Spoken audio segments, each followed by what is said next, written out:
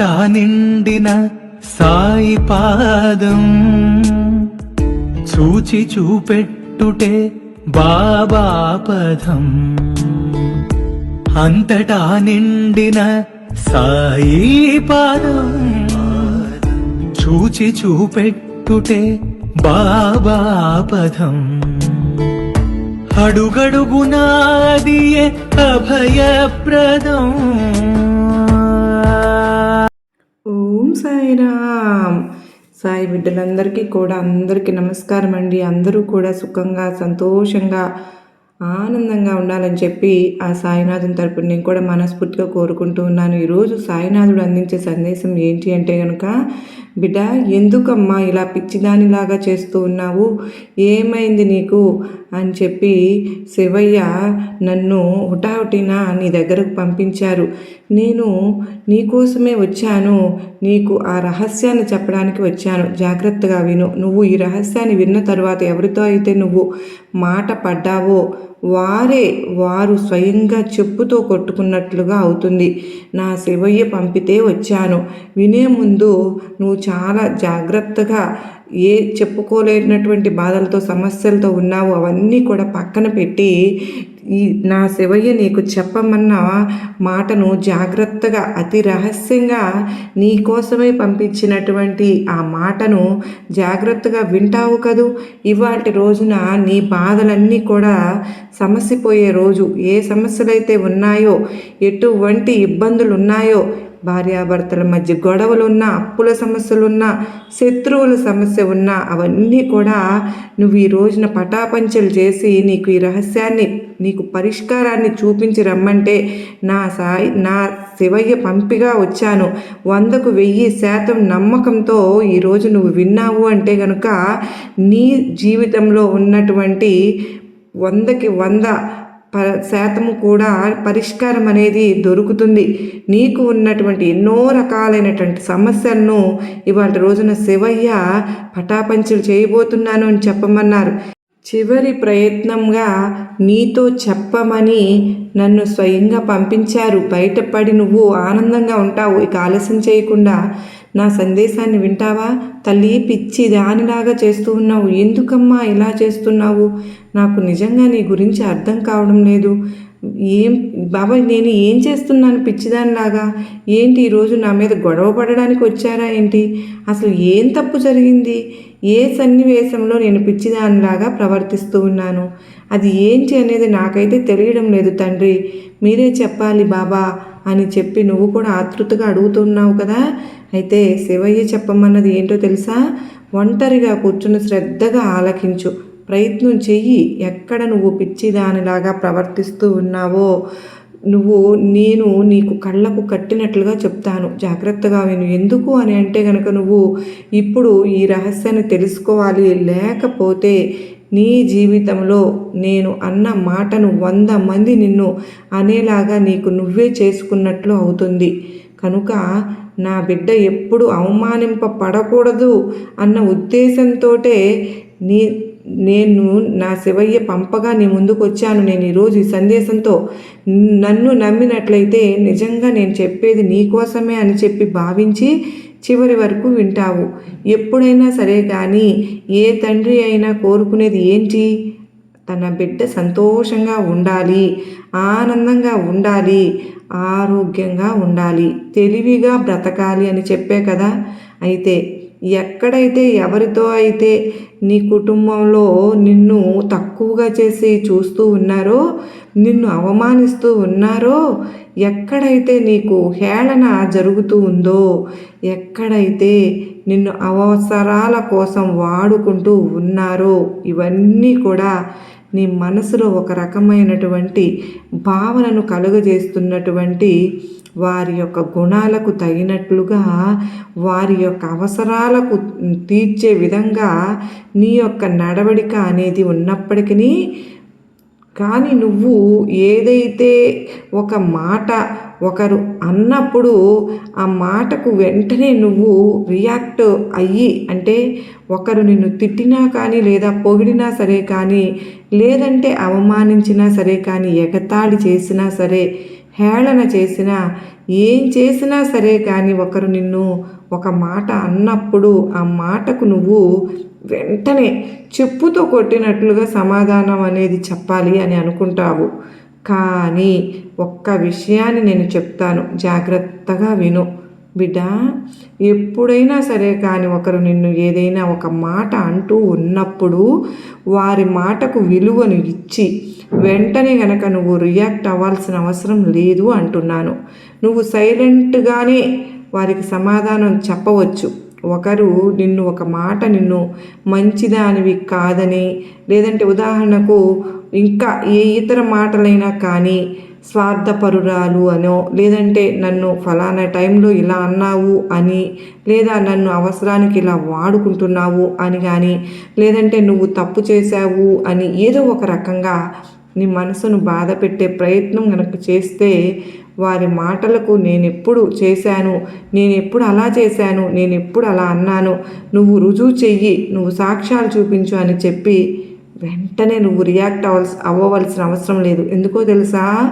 నువ్వు వెంటనే ఈ విధంగా రియాక్ట్ అయ్యావనుకో తల్లి, నీకు ఇది వినడానికి చిన్న విషయంగా అనిపిస్తుందేమో, కానీ నాకు అర్థమైంది. కానీ చెప్పేది నువ్వు పూర్తిగా విను. ఇది ఏమాత్రము చిన్న విషయం అయితే కాదు బిడ్డ. నేను నీకు పూర్తిగా దానిలో ఉన్నటువంటి అర్థాన్ని తెలియజేస్తాను. అర్థం చేసుకున్న తర్వాత నిజమే కదా బాబా అంటావు, కానీ చెప్పేది పూర్తిగా విను. ఎందుకో తెలుసా? ఎప్పుడైతే ఎదుటి వారి యొక్క మాటలకు నువ్వు వెంటనే గనక కోపాన్ని తెచ్చుకున్నావే అనుకో, చిరాకును తెచ్చుకుంటావనుకో, ఆవేశాన్ని తెచ్చుకున్నావనుకో, ఆ మాటలకు నువ్వు కోపపడ్డావు అనుకో, వారికి అర్థమైనప్పుడు నీలో ఉన్నటువంటి వీక్నెస్ ఏదో వారు కనుగొన్నప్పుడు వారు ఆ వీక్నెస్ని పట్టుకుని పదే పదే పదే నిన్ను రెచ్చగొట్టే ప్రయత్నం చేస్తూ ఉంటారు. అలా రెచ్చగొట్టిన ప్రతిసారి కూడా నువ్వు రెచ్చిపోతూ ఉంటే కనుక ఒకసారి నువ్వు వారికి విలువను ఇస్తున్నావు అనుకుంటారు, రెండవసారి వారికి నువ్వు సమాధానం చెప్తున్నావు అనుకుంటారు, మూడవసారి నిన్ను పిచ్చిదానిలాగా చూస్తారు. కనుకనేనమ్మా పదే పదే కోపం తెచ్చుకోవడం, ఆవేశం తెచ్చుకోవడం సరైన పద్ధతి కాదు అని చెప్తున్నాను. ఎదుటివారు నిన్ను ఎంత రెగ్యులేట్ చేసినా, అంటే నిన్ను ఎంత రెచ్చగొట్టినా వారి మాటలకు నువ్వు సమాధానం అదే సమయంలో ఇవ్వవలసిన అవసరం అయితే లేదు. వారికి నువ్వు వెంటనే సమాధానం చెప్పాల్సిన పని లేదు అని అంటున్నారు. ఎందుకో తెలుసా? ఏదైతే ఒక మాట నిన్ను అన్నారో అన్నవారు ఎప్పుడూ మంచివారు కాదు, పడ్డవారు ఎప్పుడూ చెడ్డవాళ్ళు కాదు. ఈ ఒక్క మాటను నువ్వు మనసులో పెట్టుకుని అక్కడి నుంచి నువ్వు సైలెంట్గా లేచి వచ్చేసావనుకో, అలా లేచి వస్తే మౌనం అంగీకారం అంటారు కదా బాబా. మరి ఆ టైంలో కూడా నేను మాట్లాడకపోతే తప్పు చేసినట్లు ఒప్పుకున్నట్లే కదా బాబా అని చెప్పి నువ్వు నన్ను అడగవచ్చు. కానీ ఒక్కటే మాట, నీకు నా శివయ్య చూసుకుంటాడు, ఏది తప్పు ఏది ఒప్పు అన్నానా, లేదా ఏది నిజం ఏది అబద్ధం అనేది అని చెప్పి ఆ ఒక్కటి అనేసి సైలెంట్గా వచ్చేసేయాలి. ఎందుకో తెలుసా? ఎదుటివారు నీ యొక్క వీక్నెస్ను కనుక్కుంటే కనుక పదే పదే పదే నిన్ను రెచ్చగొట్టే ప్రయత్నం చేస్తారు. ఆ యొక్క రెచ్చగొట్టే ప్రయత్నంలో నువ్వు రెచ్చిపోయిన టైంలో నిన్ను ఒక పిచ్చివానిలాగా వారే ముద్ర వేసేస్తారు. కనుకన అలాగ ఎదుటివారు నిన్ను ఎక్కడైతే అన్నారో ఆ విషయం దగ్గర వారే సిగ్గుపడే విధంగా నీ యొక్క ప్రవర్తనలో మార్పు రావాలి. నేను ఇతన్నా అంది, లేదా నేను ఈ అమ్మాయినా అన్నది అని చెప్పి వారికి వారే సిగ్గుపడే విధంగా నీ యొక్క నడవడిక అనేది ఉండాలి తల్లి. ఇలా ఈ యొక్క రహస్యాలు నువ్వు తెలుసుకుంటే చెప్పుతో కొట్టి, అంటే నువ్వు చెప్పుతో కొట్టకుండానే వారికి చెప్పుతో కొట్టినట్లుగా సమాధానం ఇచ్చినట్లు అవుతుంది. బిడ్డ, నువ్వు సైలెంట్గా ఉన్నంత మాత్రాన నువ్వు చేతగాని దానివి కాదు, లేదంటే తెలివి తక్కువ దానివి అంతకంటే కాదు. ఎక్కడ ఎప్పుడు ఏ మాట ఎలా వాడాలో నువ్వు పూర్తిగా తెలుసుకున్న దానివి అవుతావు. ఎప్పుడైనా ఒక విషయం మాత్రం గుర్తుపెట్టుకో తల్లి, ఒకరు నీకు అపకారం చేస్తారు, ఒకరికి నీ మీద ప్రేమ లేదు, ఒకరికి నీ మీద ఎటువంటి శ్రద్ధ లేదు, ఒకరు అసలు నిన్ను పూర్తిగా బయటి వారిలాగానే చూస్తూ ఉన్నారు. కానీ నువ్వు వారి మీద ఎన్నో హోప్స్ అంటే ఎన్నో ఆశలు పెట్టుకుంటూ ఉన్నావు.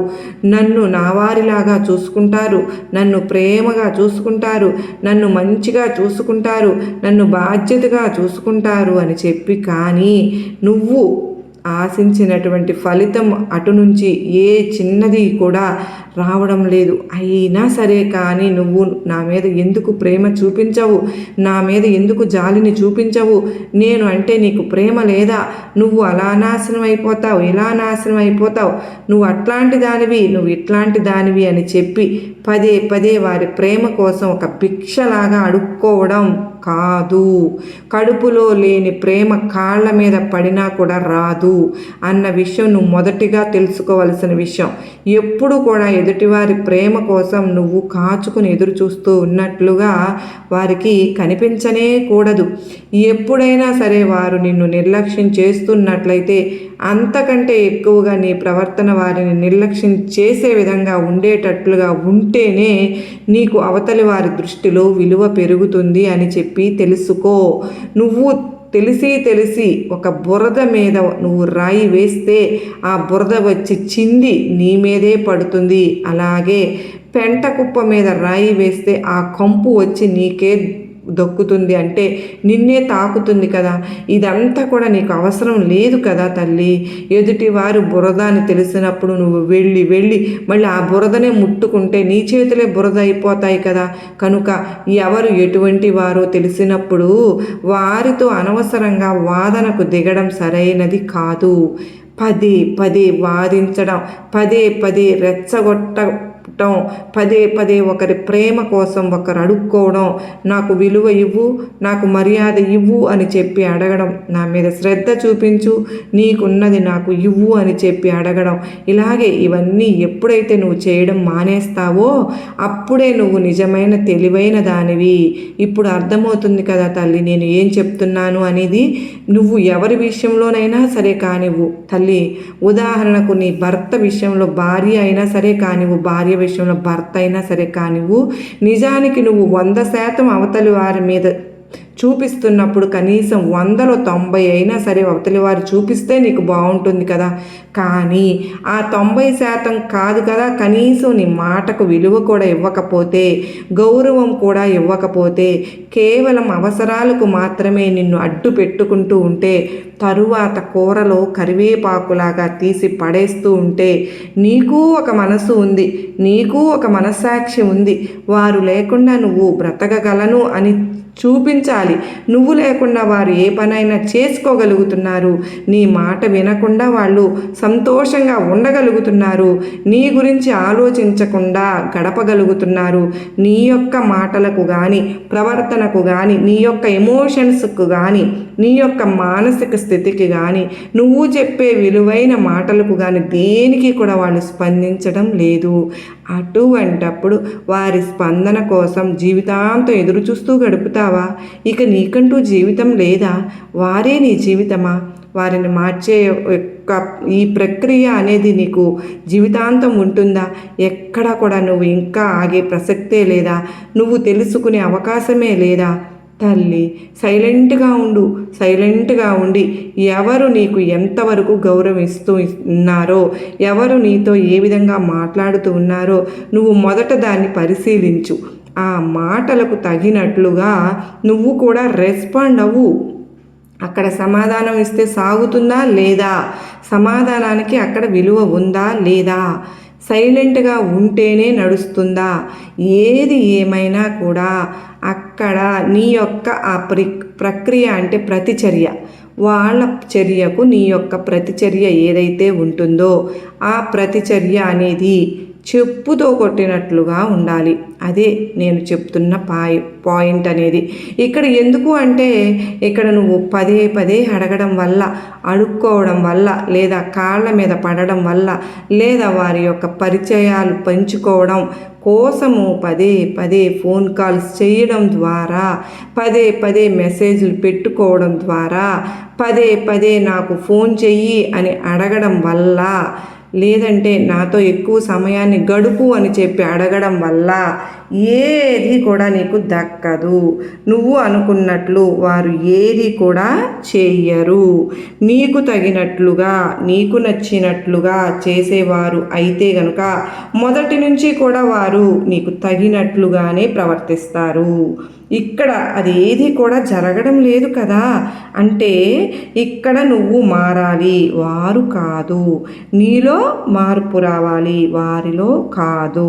వారిలో మార్పు వస్తే నువ్వు ఎక్కడ సంతోషపడిపోతావో అని వారు భయపడిపోతున్నప్పుడు, వారు నీకు సహాయపడితే ఎక్కడ నీకు విలువ ఆలోచిస్తున్నప్పుడు వచ్చేస్తుందేమో అని వారికి విలువ పెరిగే దగ్గర నువ్వు దూరంగా ఉండు.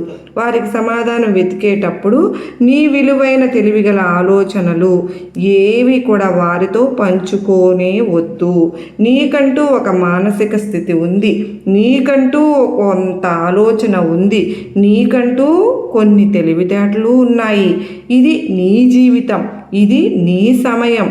నీకోసం వాడుకో, నీకోసం ఆలోచించు, నీకు విలువ పెంచుకునే విధంగా పనులు చేసుకుంటూ ఉండు. అలాగే కానీ ఎదుటివారి చేతిలో కీలుబొమ్మవి అవ్వవద్దు. ఎదుటివారు రమ్మన్నప్పుడు వెళ్ళడం, పొమ్మన్నప్పుడు వెళ్ళిపోవడం, ఎదుటివారికి తగ్గట్లుగా వారి యొక్క ఆలోచనలకు తగ్గట్లుగా ముందుగానే వారి యొక్క అవసరాలు తీర్చేస్తూ ఉండడం, ఇలా పిచ్చిదానిలాగా ఎప్పుడు కూడా ప్రవర్తించనే వద్దు. ఇది ఎంత ఇంట్లో వారు అయినా కానీ, ఎంత నీ సొంత వారు అయినా సరే కానీ, ఎంత నీ జీవిత భాగస్వామి అయినా సరే కానీ, ఎంత నీ యొక్క రక్త సంబంధం అయినా కానీ, ఎంత నీ యొక్క దూరపు బంధువులైనా కానీ, ఇదే ప్రక్రియ, ఇది అనేది ఖచ్చితంగా ప్రతి ఒక్కరి విషయంలో వర్తిస్తుంది. ఎందుకంటే ఇక్కడ నువ్వు మనిషివి, బొమ్మవి కాదు తల్లి. నా శివయ్య ఎంత బాధపడుతున్నారో, అయ్యో నా బిడ్డ ఎంత తెలివి తక్కువగా ప్రవర్తిస్తోంది అని చెప్పి నన్ను హుటాహుటిన పంపితే నేను వచ్చానమ్మా తల్లి. అలాగే మరొక చిన్న విషయం చెప్తాను, వింటావా? ఏది కూడా నిన్ను బాధ పెట్టే విషయాలు, నిన్ను నొప్పించే విషయాలు, నిన్ను అవమానం చేసిన విషయాలు ఏది కూడా నువ్వు జ్ఞాపకం ఉంచుకోవలసిన అవసరం లేదు. ఈ విధంగా నువ్వు జ్ఞాపకం ఉంచుకోవడం అనేది నీకు ఒక శాపంగా మారుతుందని గుర్తుపెట్టుకో. ఎక్కడివి అక్కడ వినడం మర్చిపోవడం, నువ్వు మరచిపోయి నీ జీవితంలో ప్రశాంతంగా గడపాలి. జ్ఞాపకం ఉంచుకోవడం అంత శాపం అనేది మరొకటి ఉండదు. మరచిపోవడం అన్నంత అదృష్టం అనేది మరొకటి ఉండదు. కనుక శాపాన్ని కోరుకుంటావా, అదృష్టాన్ని కోరుకుంటావో అది కేవలం నీ యొక్క ఆలోచన విధానం మీద మాత్రమే ఆధారపడి ఉంటుంది. ప్రతిదానికి వాళ్ళు నన్ను అప్పుడు ఇలా అన్నారు, ఇప్పుడు ఇలా అన్నారు, అప్పుడు ఆ టైంలో నన్ను ఇలా అవమానించారు, ఆ టైంలో నన్ను ఇలా ఇది చేశారు అని చెప్పి నువ్వు ప్రతిదీ కూడా జ్ఞాపకం ఉంచేసుకుని తవ్వుకుని నీ మనసులో నువ్వు బాధ పెట్టుకుంటే ఆ బాధ కలిగినప్పుడు నీకు చెడు హార్మోన్స్ అనేవి విడుదల అవుతూ ఉంటాయి. అయితే నీ యొక్క శరీరం అనేది ఆ యొక్క నెగిటివిటీ అనేది నింపుకుంటే ఎవరికి నష్టం? నీకు నష్టమా? నిన్ను బాధ పెట్టిన వారికి నష్టమా? కనుక నిన్ను నువ్వు నష్టపరుచుకునే పని పిచ్చి దానిలాగా చేసుకోవద్దు. ఎక్కడివి అక్కడ మరచిపో.